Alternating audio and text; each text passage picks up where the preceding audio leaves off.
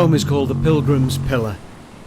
A pillar in a rainbow sea marks the pilgrim's higher steps in now fallen footsteps 3, while in the deep beneath the wide and fat-arsed whale watchers ride the sea to seek another dick, all the while licking the lollipop of passing time, now covered in sodium, and seamen all selling tickets from their little white houses to see mammals expose their holes, or fish the tuna, streaking out the salty sea to tin them up for well-kept cats, all cosseted in feline hotels run by humans from the C.P.L, all jaded, faded and degraded, and on their way to hell, like the bumboys with their toys who depopulate and decimate the now very limp wrist of Cape Cod, willingly ignorant of the Pilgrim God, now ready to scour the land with brimstone and wipe the new Wamapoke once more from this now rotting shore.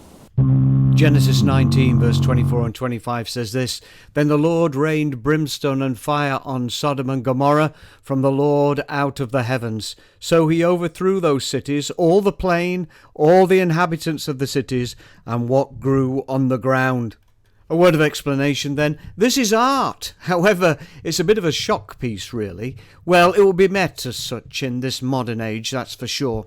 Now, please note that I don't hate anybody, not even sodomites. However, regarding marmites, I wonder if even God might make some exceptions to this rule of loving your enemies. I digress. Even so, one flaming gay whose courage I presently admire from afar is that self-proclaimed and most dangerous faggot, Milo Yiannopoulos. Remember, I believe totally in the US First Amendment. And anyway, please remember, Your Honour, that this is poetry and that this is art, so enjoy it as such. Listen, I've recently returned from the USA on a research trip, and just 3 weeks ago I found myself in Provincetown and climbing the Pilgrims Tower there. I noted that this monument was built between 1907 and 1910 to commemorate the first landfall of the Pilgrims there in 1620.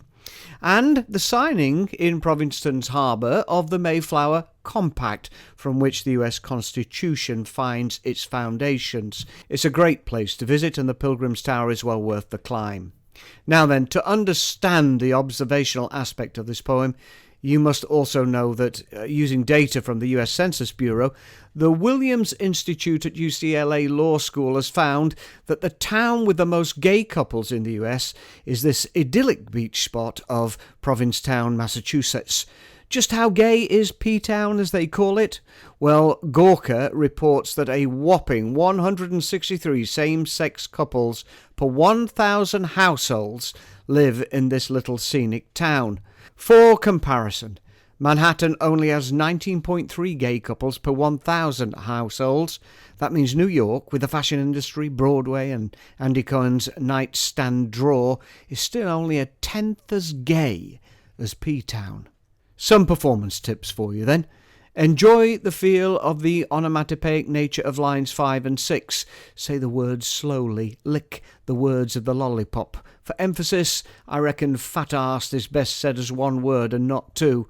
And finally, let the word dick be as phallic-like and as pejorative as you can make it. I suppose if you want, you can be Larry Grayson. Shut that door on limp wrist and all at line 21. Enjoy.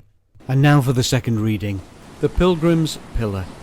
A pillar in a rainbow sea marks the pilgrim's higher steps in now fallen footsteps 3, while in the deep beneath the wide and fat-arsed whale watchers ride the sea to seek another dick, all the while licking the lollipop of passing time, now covered in sodium, and seamen all selling tickets from their little white houses to see mammals expose their holes, or fish the tuna, streaking out the salty sea to tin them up for well-kept cats, all cosseted in feline hotels run by humans for the C.P.L, all jaded, faded and degraded, and on their way to hell, like the bumboys with their toys who depopulate and decimate the now very limp wrist of Cape Cod, willingly ignorant of the Pilgrim God, now ready to scour the land with brimstone and wipe the new Wamapoke once more from this now rotting shore.